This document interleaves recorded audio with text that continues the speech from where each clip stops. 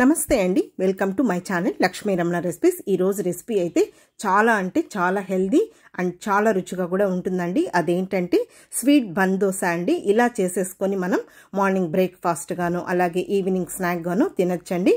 చూడండి ఎంత సాఫ్ట్గా ఈ బన్ దోశలు ఎంత బాగున్నాయో అండి. చాలా ఆరోగ్యానికి మంచిదండి. పైగా చాలా రుచిగా కూడా ఉంటాయండి. చాలా ఈజీగా మనం టేస్టీగా ప్రిపేర్ చేసేసుకోవచ్చండి. అందరికి కూడా బాగా నచ్చుతాయి. చూడండి చుట్టుపక్కలంతా కూడా క్రిస్పీగా లోపలంతా కూడా సాఫ్ట్గా ఎంత బాగున్నాయో. కాబట్టి ఈరోజు మనం ఈ స్వీట్ బన్ దోశని చాలా ఈజీగా టేస్టీగా ఎలా తయారు చేసుకోవాలో కావలసిన పదార్థాలు తయారీ విధానం ఒకసారి చూసేద్దామండి. ముందుగా ఒక మిక్సీ జార్ తీసేసుకొని 3 బాగా పండిన అరటి పండుని ఇలా ముక్కలుగా కట్ చేసి వేసేసుకొని అందులోకి ఒక మీడియం సైజ్ కప్పు గోధుమ పిండి వేసేసుకొని అదే కప్పుతో అరకప్పు బెల్లం వేసేసుకోవాలండి. ఇప్పుడు ఇందులో ఒక 4 ఇలాచీల్ని కొంచెం కచ్చపచ్చగా దంచి వేసేసుకొని చూడండి నీళ్లు వేయకుండా ఈ విధంగా మిక్సీ పట్టేసేసుకోవాలండి. కంటిన్యూగా కాకుండా మధ్యలో నిలుపుకుంటూ ఇలా మిక్సీ పట్టేసుకున్న తర్వాత ఇదంతా కూడా ఒక బౌల్లోకి తీసేసుకొని అలాగే ఇందులోకి 1 కప్పు పచ్చి కొబ్బరి పౌడర్ని వేసేసుకోవాలండి. పచ్చి కొబ్బరిని మిక్సీ వేసేసుకొని అది ఇందులో వేసేసుకొని ఇప్పుడు ఇందులో మెయిన్ అండి 1 టీ స్పూన్ సోంపు వేసుకోవాలండి. అలాగే కొద్దిగా సాల్ట్, 1 చిటికెడు వంట సోడా వేసేసుకొని ఇప్పుడు మిక్సీ జార్లో కొద్దిగా నీళ్లు వేసేసుకొని ఈ నీళ్లు ఇందులో వేసేసుకోవాలండి. మరి ఎక్కువగా నీళ్లు అనేది వేయకూడదు. బన్ దోశలు అనేది మనకు సరిగా రావు. కొద్దిగా నీళ్లు మాత్రమే వేసేసుకొని చూడండి ఇప్పుడు ఈ విధంగా గరిటితో బాగా కలిపేసేసుకోవాలి. పిండి అనేది మనకు చూడండి ఈ విధంగా కొద్దిగా గట్టిగానే ఉండాలండి. ఇడ్లీ పిండిని మనం ఎలా కలుపుకుంటామో ఆ విధంగా ఉండాలి. ఇప్పుడు మనం బన్ దోశలు వేసేసుకుందాము. ముందుగా స్టవ్ వెలిగించుకొని చూడండి ఇలా గుంతగా ఉన్న పెనం పెట్టేసుకొని ఈ బన్ దోశలు నెయ్యితో కాల్చుకుంటే చాలా బాగుంటాయండి.